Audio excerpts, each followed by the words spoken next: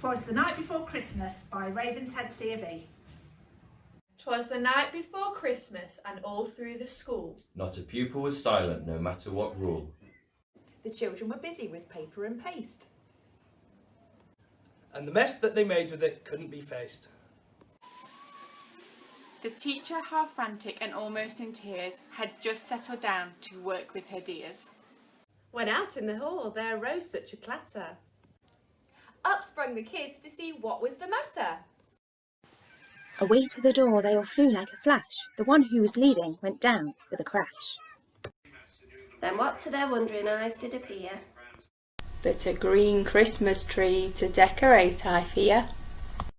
When the teacher saw this, she almost grew sick.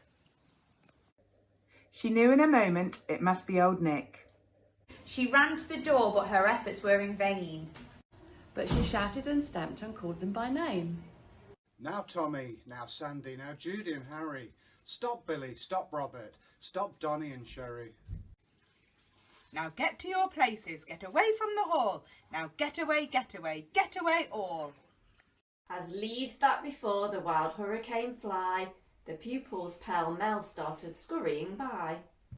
They ran to the blackboard and skipped down the aisle. Their faces were shining and each had a smile. First came the basket of popcorn to string, then came the Christmas tree, menacing thing. As the tree was brought in, there arose a great shout. The pupils were merrily romping about. The state they were in could lead to a riot. The teacher was sure if allowed they would try it.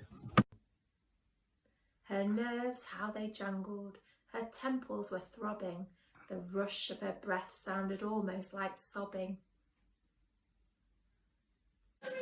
The lines on her face were as fixed as a mask. It was plain she didn't feel up to the task. The look in her eye would have tamed a wild steer, but the children ignored it, they did every year. A tear from her eye and a shake of her head soon led me to think she wished she were in bed.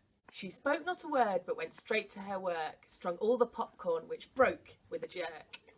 But at last it was finished and placed on the tree. Then came the bell and the children were free. Their shrill little voices soon faded away, and peace was restored by the end of the day. As she looked at the Christmas tree glistening and tall, she smiled as she said, "Merry Christmas to all."